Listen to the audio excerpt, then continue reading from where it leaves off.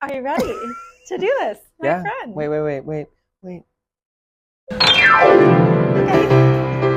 Hi, everybody, and welcome to the first episode of Cabin Fever. I'm talking about. I'm Lina. And I'm George. And today we are answering our most frequently asked questions by guests on board. That's right. Yeah. What does that look like, George? What does that look like? That is like we're going to be answering questions that guests always ask us. Whether that's like we're sitting at work or they catch us in the halls or whatever. This is at actual Q&A sessions, that too, right? Yeah. Whatever it is. That's what they want to know. Now, I will say this podcast was not our idea. It was your idea. It was your idea. If we hadn't been asked to do a podcast every, day and a half, we probably wouldn't have thought to do it. But yeah, there's new people on every cruise that are like, you guys should just do a podcast. We love listening to you talk. We've thought about doing shows that are literally just us talking. Yes. Maybe on our longer cruises that would work. We should try. We should try it on this cruise. We should ask. I'm interested. Hi, this is our podcast set. No, but we are excited to answer these questions for you once and for all. We're steering all of you to this podcast every time you ask one of these questions. But you know what? Check out our podcast. We have a link for that. Perfect. So we're going to start off with our most frequently asked question. Our number one most asked question by anyone on board. Are you in love? The short answer, no, we're not in love. We love each other. We do love each other. But no, we're not in love. We're not married. I like to say that Lina is the older sister that I never knew I didn't want to have. That's true. Yeah. Like it's a laugh. It does every time, somehow. You know what? We used to do a 60s set for our show, right? Right. And for whatever reason, our 60s set has a lot of love songs in it.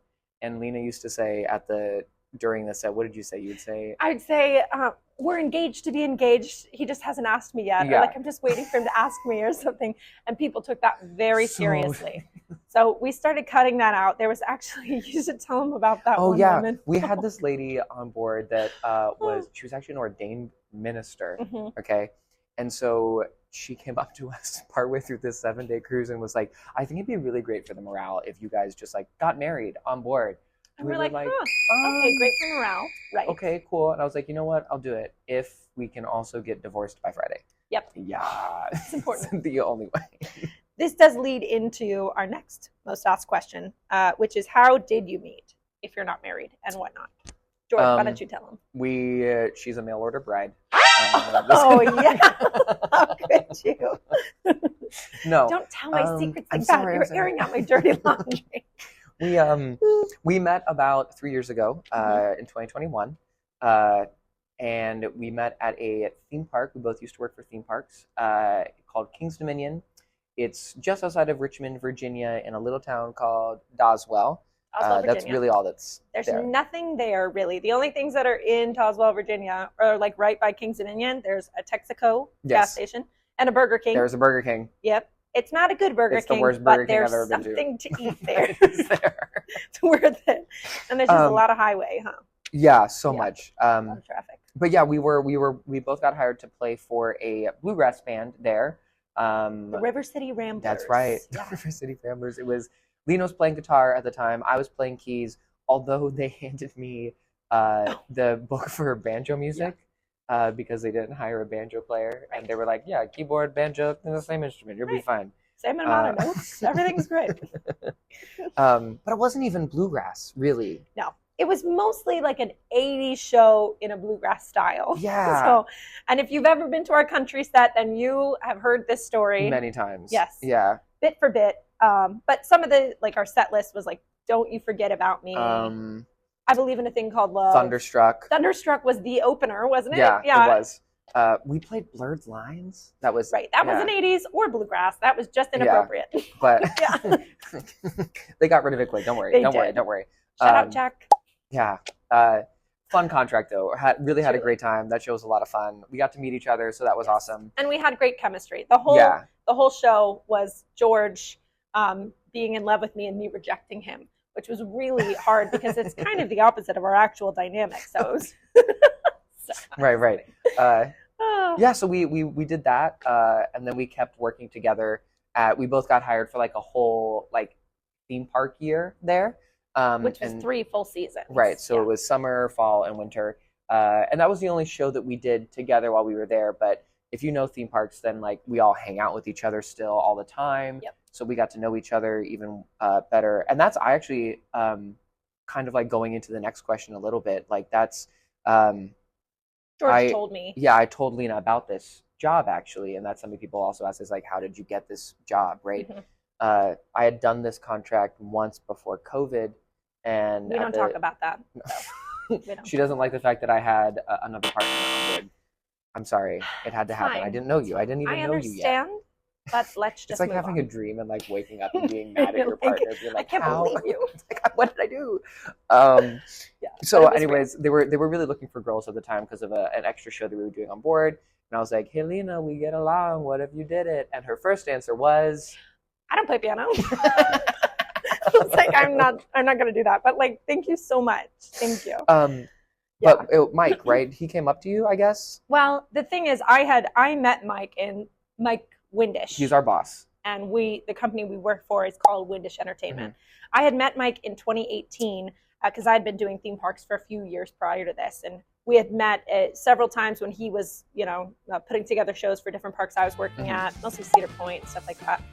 And so several times we had already interacted, and he had tried to hire me to play guitar for him, but it never quite lined up. So once I started playing piano at the theme park that at Kings Dominion, he saw that, and without me even reaching out to Mike approached me and was like, hey, I see that you're getting on with George really well. I want George to come back and work for me. What if you also come back and work for me, and I will put you with George and you can start this job for me, but with a friend. And I was like, I'm interested. I don't really play piano. He's like, well, don't even worry about that. We'll train you. I do think you are like selling yourself short on your piano a little bit. I play a like little you're sitting piano, here being right? like, I don't play piano at all. She literally spent a Halloween playing piano. It's not like she's like sitting here like looking at other musicians that she knows that like piano is their instrument. Right. And then being like, I don't play piano. I did take lessons until I was 10. Right. And then I was mostly a guitar player. Right. So at the time I was like, you don't want to hire me for that. You do not want to hire me but for that. But she at least had the skills to like develop into this. It's not like she was like sitting there like, Shout out to my mother. We love Michelle. Yes. Yeah. So that's how you got the job. That's how I got the job. How did you get this job? How did I get this job? Yeah, I have no idea. Really? Really? Let me tell you. Please. I used to do I have a degree in musical theater. And so when you that doesn't sound like you. That me? Can you believe it?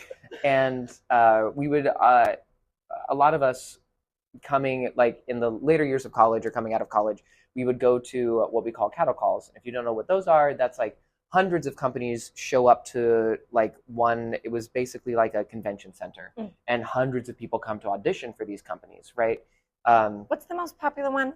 We go to SETC, so it was right. the Southeastern Theater Convention, because my college was like in the states that would have gone to that convention. So I went there. I had a package prepared, and I auditioned. And in my resume, it says that I play piano, and so a lot of companies are like, "Oh, that's great. We can use you as a pianist." And so Windish Entertainment saw that. I got a call back. I went and like played a little bit for them, and they hired me to play at a theme park called Kennywood in Pittsburgh, Pennsylvania. I did that for good experience, bad experience. Medium? Good experience. Good. There's a lot of like cons.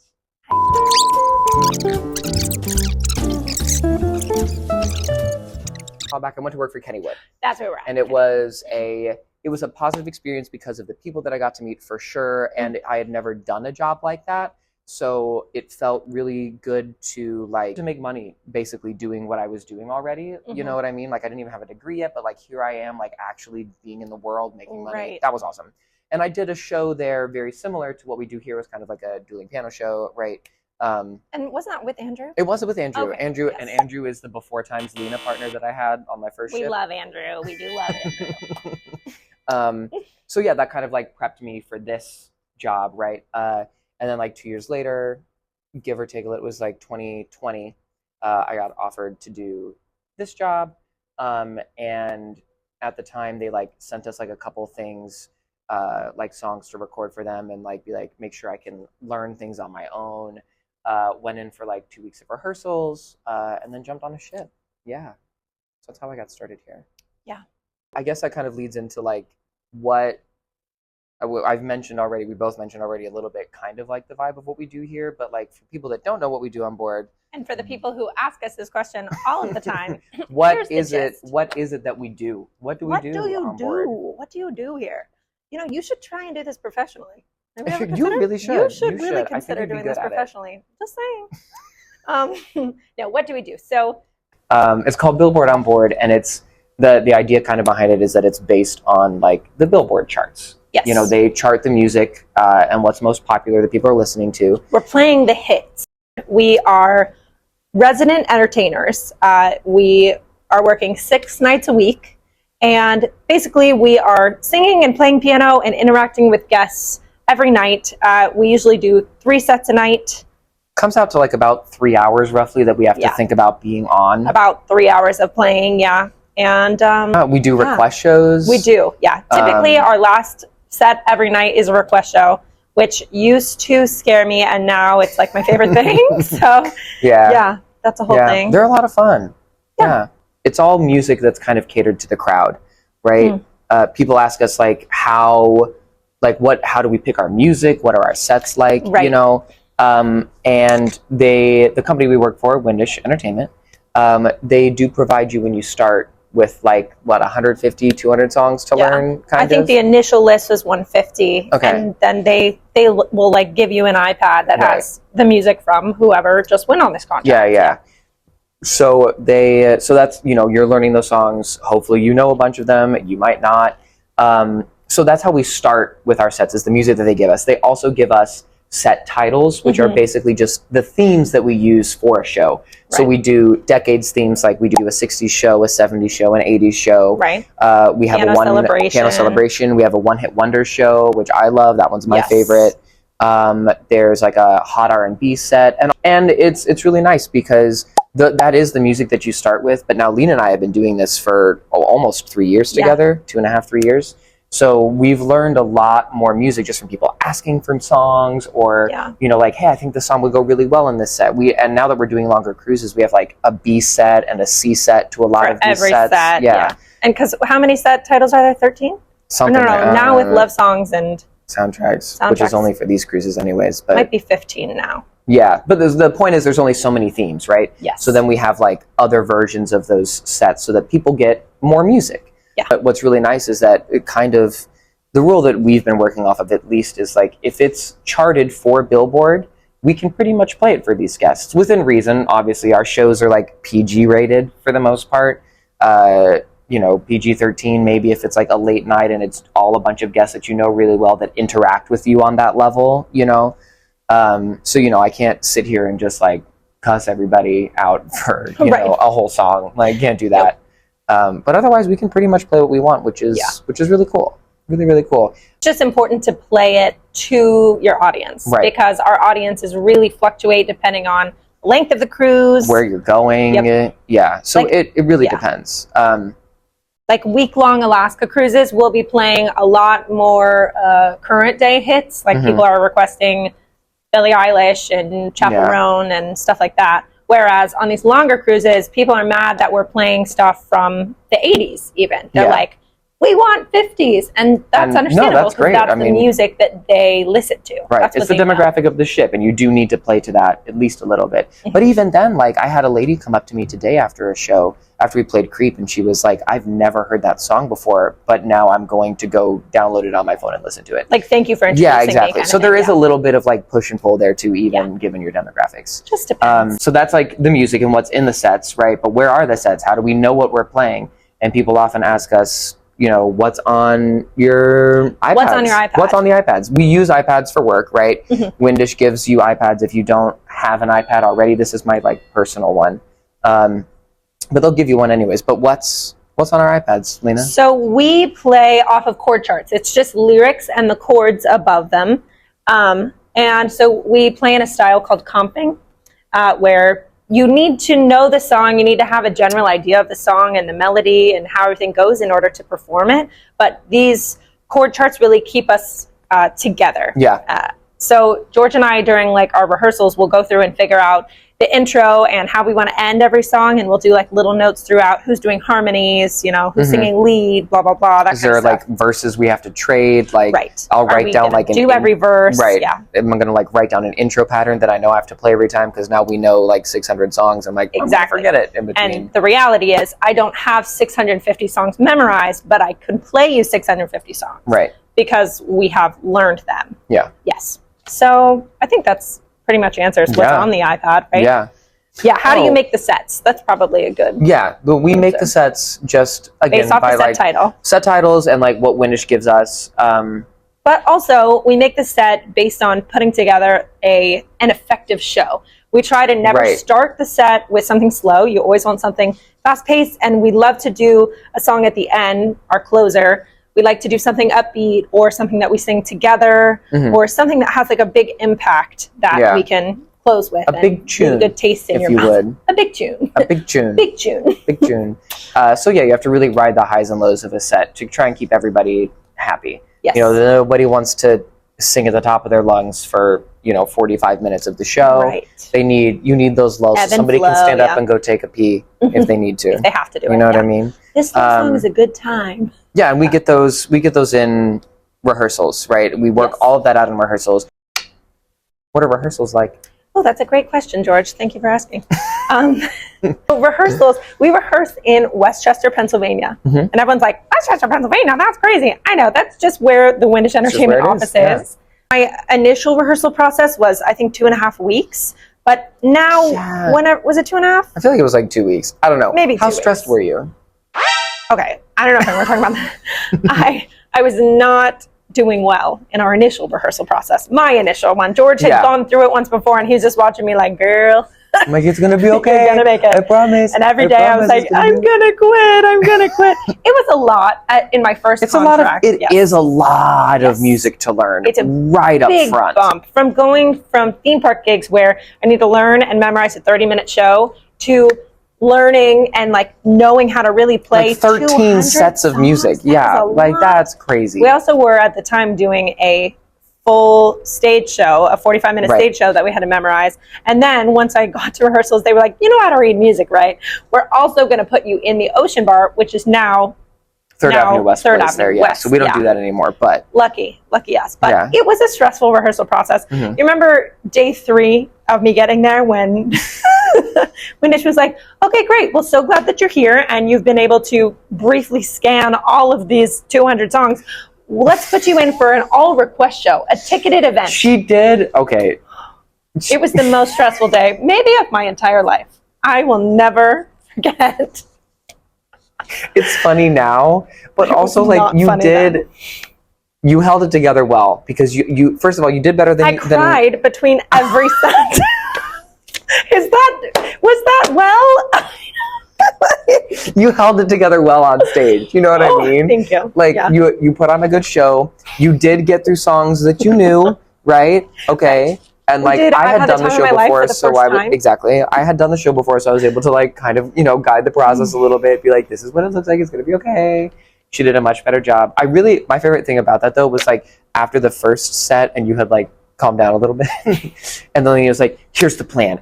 These are the requests that I've been getting, and we're going to make a set list right now out of songs that I know.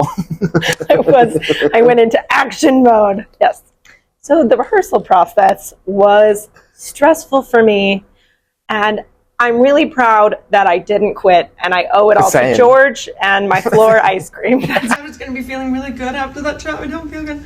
I feel like I want to eat ice cream on the floor without time filming me. Don't. That's what I owe it to. No, she did a great job. It is a stressful rehearsal process when you're first starting, but now that we've been through, like this is my 7th contract doing this. 6th one, yeah. So like they will show up for like a couple days just to kind of like put some shows together, you know, maybe like learn a new song or 5 or, you know, whatever. Just like make sure we have a plan for the cruise going forward. We're working up a Shrek set right now. For Halloween. Yes, that's going to be fun. It will be good. We also prefer to like fly together to our destination. So that's nice for rehearsals. So like when you go to rehearsals and you fly to your contract directly after, so that it makes life a lot easier. Shout out to Josh for keeping us comfortable. Love Josh. We love you, Josh. I mean, I love everybody at that company, honestly. Yes, absolutely. Like, I literally, this is not me trying to like convince you to work for them. No, in fact, don't take our jobs. Please, I like my job, but I do love them. They're not paying me to say this. I love them. I love them too. Really. I will say, we are frequently asked, like, "Oh, have you worked for any other cruise lines? Like, would you work for any other cruise lines?" Would I? Maybe, but I am not actively looking. No, I'm very happy in this position. We're paid well. We're well taken care of. We have everything we honestly, need. That's another question that people ask very often is like, what's your life like on board, basically? Oh, that's true. Because that's kind of like, those are, to me, I think, the benefits that, like, yes, I get paid well. I do want a paycheck. You know what I mean? Like, and it's also lovely as a musician to get paid every 2 weeks. Right. That's pretty cool. It's lucky. And so, but the other side of that is like the benefits that you get for being on board. Just like quality of life here. Yeah. And Holland America does a really good job of our quality of life while we're on board. So not looking for other cruise lines, super happy here. But what does life on board like look like for us? Well, first of all, we're usually on board between 3 to 5 months. Like our current contract is what, about 5 months? Yeah, almost 5 months. We're sailing through Japan right now. And that one's almost 5 months, but we just got off of a contract that was only a 2-month fill-in. Yeah. So it just varies. But life on board, as long as we show up and do our 3 sets at night, we are free to spend the rest of our day how we want. Which is a huge perk for me because I'm here to travel.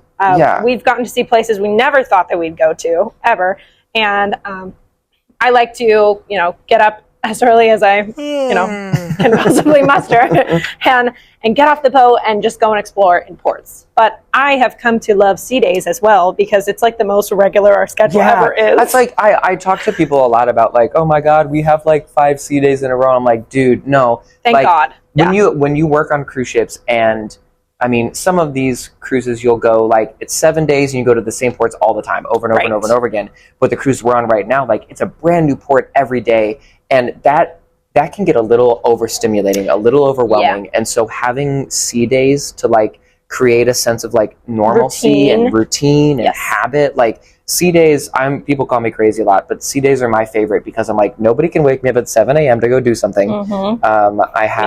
It's usually I can't wake but up, I also like agree, like we should get up at 7 to go do the thing because but point being, like sea days just provide such a level of like, I don't have to do anything. I can just do my job and do the things I wanted to do today, and that can be that, Absolutely. How do you spend your sea days, George? How do I spend my sea days? Just like your days on ship, your days on board. So I don't often wake up before noon on a ship most of the time. We work late. We do work nights, and then like imagine like going for like a 5K at like 11 p.m. and then being like, now fall asleep. It's just not going to happen. It's not happening. So we often stay up until 2 in the morning just because, we're wired from doing our shows. Yes. So, I'll usually wake up around noon-ish, and then I will grab lunch. I do have mandatory lay in my bedtime. Like when you first wake up, you have to just kind of like chill for a second. You do have mandatory lay in your bedtime, mandatory chicken sandwich. I do go to this. There's a place on board called Dive In. It's like a burger joint or whatever on board, and I do get a chicken sandwich and fries there every day. Literally every day. Again, and when you're in a million ports, like having something that is like, I do this all the time. This is the routine. I know I can come back to this. It's familiar. It helps me. Yeah. So I do that, and then I will do anything from like play ping pong with other entertainers or guests. He is a killer ping pong player. A lot of people don't know this about him. A lot of people don't know this, but George is a killer ping pong player. I was the reigning ping pong champion on Koningsdam. That's true. No one's beaten me on this ship yet. Just you wait. We'll see. It won't be me, but someone. I usually find my way to the gym somewhere in the mid-afternoon, but in between I read a bunch. I brought my Switch on board, so I'll play video games. He's also actively writing a book. Oh my god. Yes, I am. Just wait till he's a published author. This man is going places. Thank you. I am. It's just like it's like a little hobby, side hobby I had. I had this story in my head. I love maps, and I drew some maps out, and I was like, oh well, you might as well. So yeah, I've been casually writing a novel on the side for a while. Yeah. Yeah. How do you spend your day? If we're in port, I'm a big hiker. I don't really like to say I'm a big hiker, but I'm a nature girl. I like to go and dilly-dally in the woods. As you should. Whatever woods we're in. Yeah. It's a mountain, whatever. That's what I like to do. Those are the things that Lina knows not to bring me to. Right. Not that I dislike nature. It's more the hiking aspect, I guess. George is just allergic to a lot of I'm so allergic outside. to nature. So I have appropriate daytime activities that George can be included in. They need to start afternoon. It needs to be like post chicken sandwich. Like I know like what's appropriate George activity, and that is what he's invited to. But I go balls to the wall sometimes, and we know this about me. It doesn't always work in my favor, but dang, I've got a lot of good memories. Yeah, you sure do. I sure do. So many of my memories revolve around a chicken sandwich, and I think that's pretty cool. I think that's a beautiful thing, George. Thank you. Sorry, what else? What else are you up to? What do I do? Yeah, try to always do something active in the day, whether it's yoga or gym or just take a walk outside, get some fresh air. Mm-hmm. That's important. Yeah, again, if we're in ports, I'm always looking to eat something. Like I always love to try something new, but the food on board, especially on this ship right now, is hitting. They're doing a decent job. I agree. Yes, they are crushing it. I've been reading a lot more since I've been on board. Usually doing some kind of a craft. She is a crafty girl. You bought like a Lego set or something, like a little baby, like the hummingbird? Yeah, that was in Alaska. I love that Lego set. It was very cute. She'll find like puzzles to do or whatever. She's also a big knick-knack collector. Yes, that's true. Mm-hmm. Big scrapbook journal girl. Yeah. She's always got stickers on her. Yeah. And otherwise, we're like trying to hang out with the other entertainers. Yeah. You meet some of the most incredible people on ships. They're like-minded, insane talent that you're like, I can't believe what's that. Literally crazy is like so many people, especially when I first started doing this job, like really look down on like theme park entertainers and even like cruise ship entertainers. And I'm like, that's crazy it's considered like selling out. Yeah, because you're not doing like art. And I'm like, I've literally met some of the most talented people I know on cruise ships. Yep. Like it's kind of insane. Truly. It's kind of wild. Yeah. I love it. And I love the community that we get. Yeah. Some ships are better than others, but we have been really lucky for the most part. And we're also the kind of people that force everyone to be friends with us. I will make everyone hang out. Like, there's no option.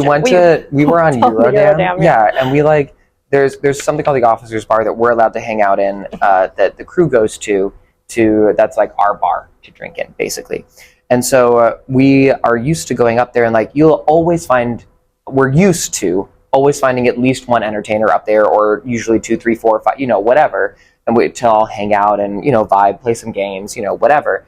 And we got on Eurodam and we were like, oh, so excited to meet everybody. We go up to OB, empty. We were the only people there. We were like, but that was consistent for a little while, and then we're like, we're solving this issue. And we did. Made a group chat. Everybody started hanging out. Not every night, but most nights. Yeah. And there became consistent bar goers. Yeah. Even if they weren't drinking, just like come and hang. Yeah. I actually think this is the first ship that we've gotten on where there was already a group chat. Yeah. With everyone. No, I agree. I was like, we've always been the ones to start a group chat, and so I love that it's already here. Yeah, me too. Let's pause for a second. I want to just make sure that this is still going, because I just have this fear that it's dead or turning off. Just for a second, talk about like, I just want to mention like our position on board as well. Like, we're talking about like the things we do, but also like